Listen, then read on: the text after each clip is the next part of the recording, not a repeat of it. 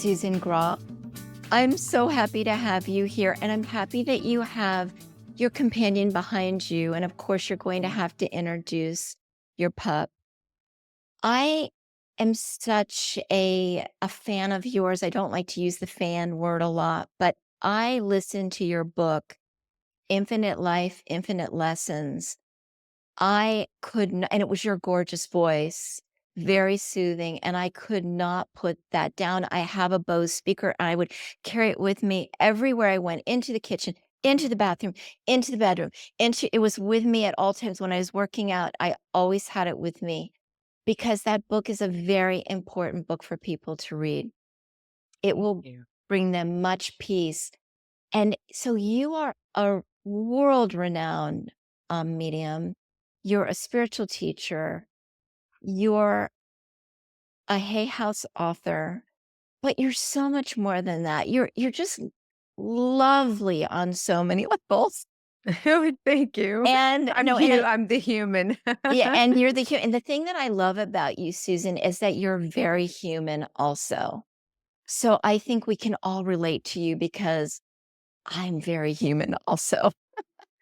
So what I wanted to do, well, oh, and please introduce who is behind you. Oh, this is Charlie. She's just turned 3 and she's my soul pup. I have actually 3 animals. I have a ragdoll cat and Mm, he's just a little feisty thing. I don't need you. And then I have my little Shih Tzu who is Macy, who is also one of my soul dogs. And she's really old. She's almost 16. And then Charlie. And Charlie is like human. I don't know how to explain it, but I don't have to yeah. say or do anything. She just Mhm. knows. She just knows my soul. And I'm an animal activist and an animal lover. Yeah. I can't get enough of them. I love them so much. So Me we too. were just chatting about that before Mhm. and we came on and just the love of them. My room is filled with them. I have an affinity towards wolves. I always have. And and then I have my baby. So So we had a George, and I always called George my soulmate. I mean, and George was very human in the best way of being human. And so the best way. connected and The so best of connected. us. Mhm. People ask me, do animals come back as humans next Mhm. time? And I said, oh, they're so much better than that. And I Is love humans, but they have a pure, unconditional love that humans aren't capable of. We can love Mhm. and love very deeply, but we're always striving for unconditional love, where animals are just unconditional in every way. The thing I do love about you, Susan, is you're very human. You know, you have all the tools and you're talking to spirit all the time, and but you're human, and that's wonderful because why else be on this planet if you don't experience those human emotions? Exactly. But we don't want to stay in the ones that are debilitating. I think it's important to feel them, let them kind of wash through us. But you have to feel Yeah. them. Yes. And I tell people it's so easy to love the lovable. Yeah.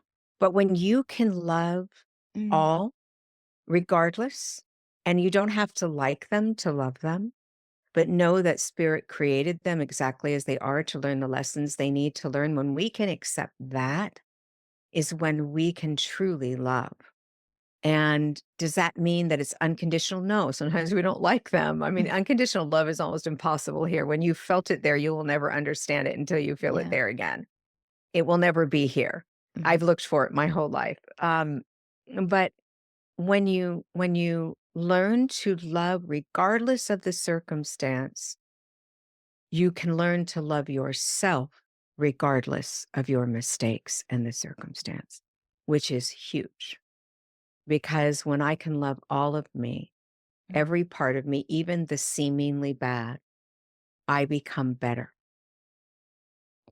Is that not one of the biggest lessons of this lifetime is to love yourself? And it's so easy for me to love you, to love other people, to love my animal friends, but to love myself, I remember about, 25 years ago now, I was talking to a friend of mine who was a a social worker and a therapist, and he said, "Sandy, I want you to look in the mirror and I want you to say, 'I love you.'" And I said, "Well, I can't do that."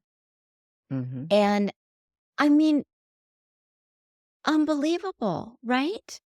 But I couldn't. I said, "Oh, no," or like I didn't deserve that, or, I that has shifted. I'm still a work in progress, but probably the biggest thing is we need to learn to love ourselves.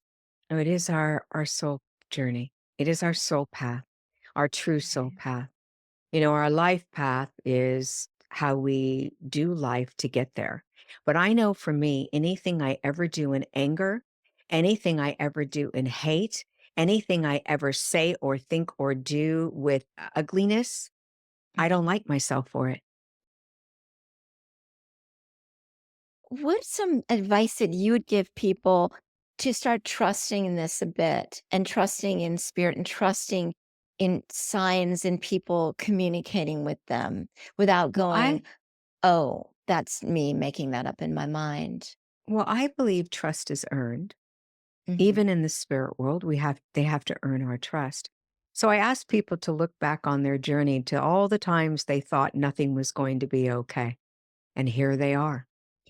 10 years later, 20 years later, 30 years later, here they are, and they believe this is going to kill me or I'm not going to survive this or whatever their thought pattern was. When we can look in history, we can pull that forward and say, "Oh, okay, I can trust them because my history tells me that. My history tells me that, not them." And so I will trust that even though I've been through so many difficult experiences, I'm still here. I'm still standing. I Mm. am still moving forward and I am still loving and sharing and opening myself up. I'm not starved to death. I'm not, things have changed and Mhm. I've survived. And so I know I can trust them. Do And so you that right there is my, bottom line. It's just hard to transmute grief when you're in it. When you're Oh, deep, deep in it, it's hard to. So what I do, I mean, nature is everything to me, and an animal, so I'll talk to the squirrels and the crows. I really do talk to them, and I'll hug trees, and it's my way of just calming my body, because if I'm in a period of grief or even just a period of chaos in my life, that's what I do, and it grounds me. But yeah. grief is very heavy. Mhm. And they are so light. So I talk in my book about Mhm. the sloth and the butterfly and the hummingbird. And the sloth is very slow moving. I love sloths, by the way, but then vibrationally, I'm sure they're very high, but it's just an example. They're very slow moving. And the butterfly, I would call maybe a medium. The sloth, I would call the person in grief. And the butterfly would be the spirit on the other side. Ah. How do we know it's not a spirit guide? Because it's familiar. That's Mhm. how we know it's our loved ones. So in comes this beautiful hummingbird moving all around us. But by the time that sloth in grief, the person in grief has the opportunity to look and get vibrationally high enough to feel it, that hummingbird's been to 60,000 places and is probably just busy. The butterfly is able to connect in at a different level. I believe they probably drop in front of me and tell me everything, but I'm just a butterfly.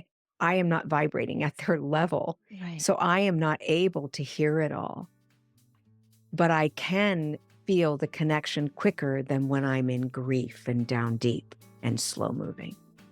So the goal, first of all, grief is so powerful that you need to be moving your body. When people call me and say, "I can't get out of bed," Mm. and I tell them, "Can you put your foot out from underneath the covers?" "Yes, I can do that." I say, "Okay, do that and call me in 15 minutes." And then they'll call and I'll go, "Can you put your leg out of the covers?" "Well, I can do that." "Good, do that and call me in 15 minutes," until I get them up and moving. And that is a way to get the pain that's seated in our body, SEAT, seated literally in our body, to move. We want to move that pain around as best we can, but it's not easy.